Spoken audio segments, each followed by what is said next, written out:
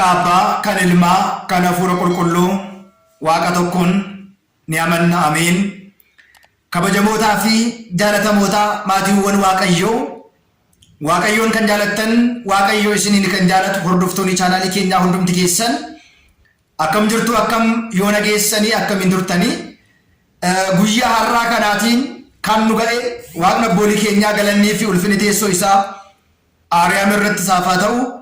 Maqaan keenya qulqulleetti dubroo maaramii eegumsi ergamoota Waaqayyoo raajonni wareegamtoonni Waaqayyoo eebbi isaanii barakanni isaanii hunduma keenya duukaa haa ta'u. Yeroo darbe kutaa tokkoffaa keessatti adeemsa ittiin fooniif dhiiga gooftaa fudhannu seerasaa heerasaa kutaa tokkoffaa keessatti waa hedduu akka hubattan abdii guddaan qaba jechaadha. Har'a immoo kutaa lammaffaa keessatti fooniif dhiiga gooftaa warreen akkamiitu fudhachuu qaba? Umuriin daanga'ee jira isa jedhu waa'ee foonsaa fi dhiiga isaa guyyaa har'aa kana kutaa lammaffaa waliitiin hin barana jechaadha. Hunduma dursa miseensa haaraa chaanaalii keenyaa sabiskiraayibii fi laayik gochuu akka hin daganne isin beeksisaa. Egaa foon isaa dhiigni isaa akka nyaata akka dhugaatii biyya lafaa osoo hin ta'in har'a nyaannee booda kan beelofnu, har'a nyaannee bor kan bannu, har'a dhugnee bor kan badu osoo hin ta'in jireenya bara baraatiif, boqonnaa bara baraatiif, guyyoo murtoo sanaatiif fayyinaa fi wabii ta'ee akka ittiin jiraannuudhaaf nyaata bara baraa, dhugaatii bara baraa Gooftaan keenya qorichi keenya Iyyasuus Kiristoos taasisee nuuf kennedha. Egaa hunduma dursa kiristaanonni umurii yookiin immoo sadarkaa kamitti foonii dhiiga gooftaa fudhachuu qabu? Egaa sadarkaa ijoollummaa, dardarummaa, ga'eessummaa fi sadarkaa gara dhumaarra jiru, gara dullummaarra kan jiru bakka afuritti qoonnee ilaaluu dandeenya jechaadha. Inni jalqabaa ijoollummaadha. Umuriin ijoollummaa daangaan isaa biyaansi waggaa jalqaba hanga waggaa torbaa keessa, torbaa qabee immoo amma 12 15 gidduu, 15 gidduu immoo amma 21 fi 21 kaasee immoo hanga mana 40 olitti sadarkaan kennameefiitu jira jechaadha. Yeroo baay'ee gara mana kiristaanaa foon isaa dhiiga isaa namoonni fudhachuu dhufan tokkoffaan umurii ga'eessummaa irra darbanii umuriin isaanii mana 50 ol warra ta'ee fi daa'imman immoo umuriin isaanii waggaa 7 gadi jiru yeroo baay'ee naannoo mana kiristaanaa dhufaniitu foon dhiiga gooftaa fudhatu.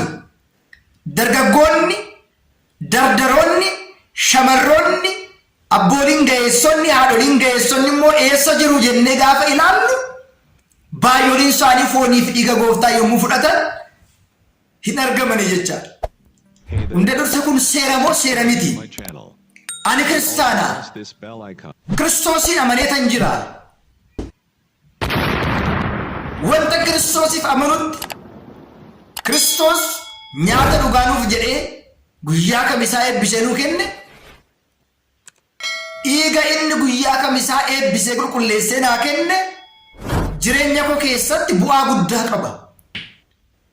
Ga'ee guddaa qaba. Jireenya bara baraati, nyaata bara baraati, eebban ittiin argadha. Afura hamaan ittiin mo'adha.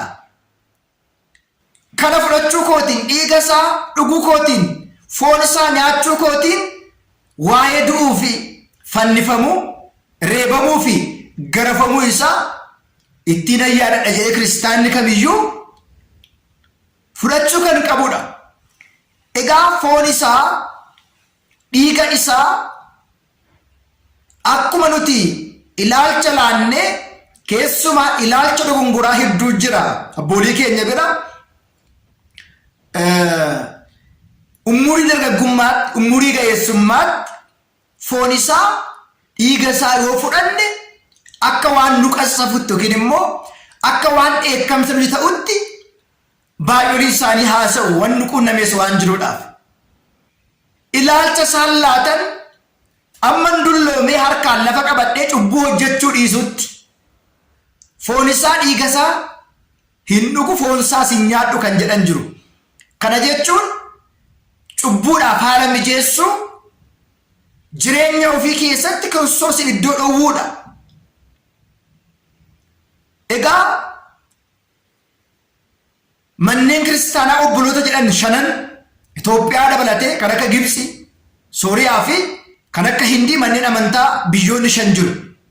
Kiristaanonni isaanii guddaadha, xiqqaadha, beekaadha, wallaalaa, dargaggeessa, jaarsa, jaartii otoo hin jedhin hundi isaanii fooniif dhiiga gooftaa yommuu isaan fudhatan ni agarra. Gara biyya keenyaatti gaafa dhufnu garuu inni gaa'ila qabu gaa'ila isaa keessatti haadha warraa koo dhiisee kan biraa waliin sagaagaluu hin danda'a. Inni immoo hin fuune kun yoo ta'e isa ishee faana hin jiraadha, kun yoo ta'u baatte immoo kan biraa faana hin jiraadha. Filannoo baay'isuudhaan sagaagalaaf akka mijatutti gadhiisiidhaan akka deddeebi'anitti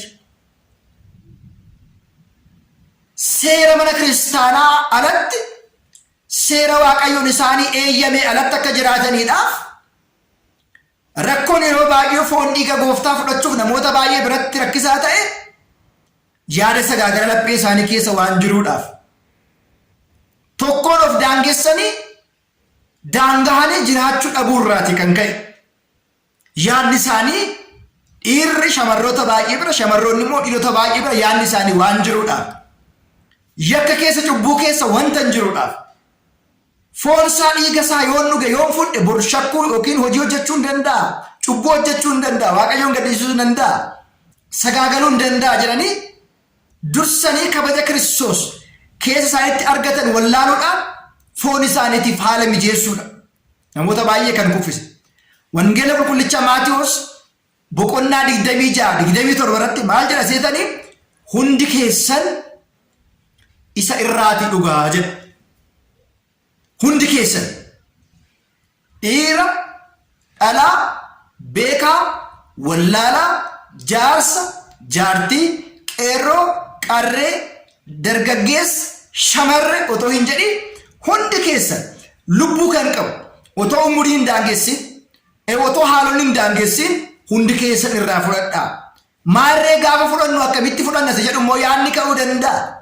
Yeroo baay'ee cubbuu nuti hojjennuudhaaf bu'aa guddaa kan nuu qabu furmaanni isaa maali jennee gaafa ilaallu cubbuu keenyaaf gaabbii galu qofaatu foon dhiiga gooftaa fudhachuudhaaf qoricha yookiin immoo seera ta'a.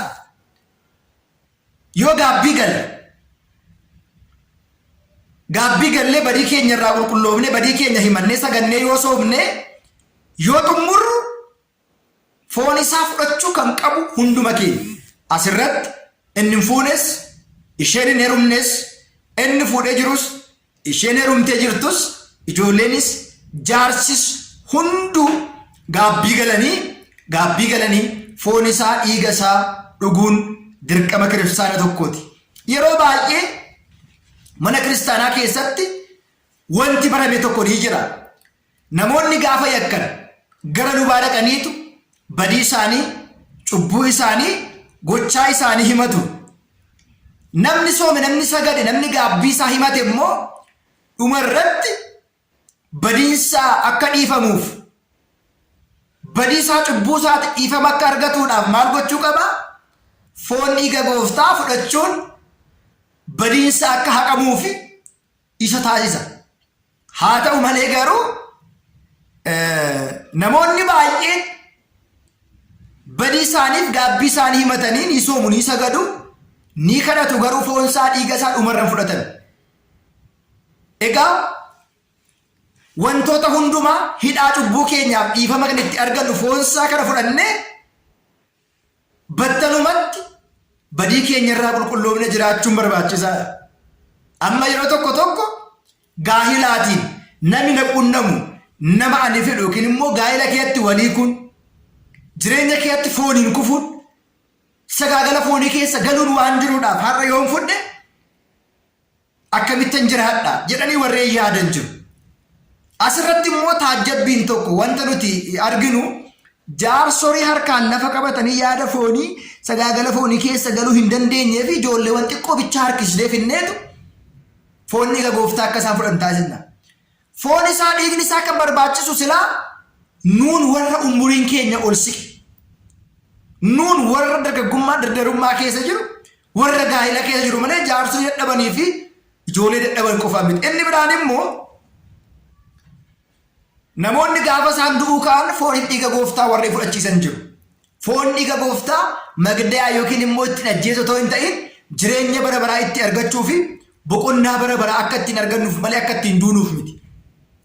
Guyyaa murtoo sana wabii ta'ee fudhachuun keenya dhuguun keenya jireenya bara baraa akka itti argannuuf bu'aa kan nuu qabu malee akka ittiin duunuuf Kiristoos nuuf hin laanne. Kanaaf egaa foon dhiiga gooftaa umuriidhaan hojiidhaan kan daanga'u tokko illee kiristaana kan ta'e kan amane gaabbii kan gale hundumtuu jaarsaa ta'u jaartii ijoollee haa ta'u beekaa wallaalaa saayinsistii haa ta'u injiinarii qeesii haa ta'u daaqonii mi'imanii haa ta'u kiristaana hunduu fudhachuu qaba. Hundi keenya irraa fudhannee jireenya bara baraa boqonnaa bara baraatti argachuu qabna malee ijoolleen homaa hin beekne qofa yakka hin qabne cubbuu hin qabne qofaa qabannee gara foon dhiiga gooftaatti fiduun seera kan taane dirqama kiristaanummaa keenya hundi keenya foon isaa fudhannee dhiiga isaa fudhannee jiraachuun barbaachisaadha. Inni itti aanu immoo foon dhiiga isaa fudhachuudhaaf maaltu nu dhorkaa isa jedhuu fi erga fudhanneen booda immoo maaltu nurraa barbaachisaa kutaa sadaffaa keessatti kan waliin barannu ta'a. Kan nu barsiise kan nu gorse waaqa abbootii keenyaaf galanni haa ta'u nu haa turu.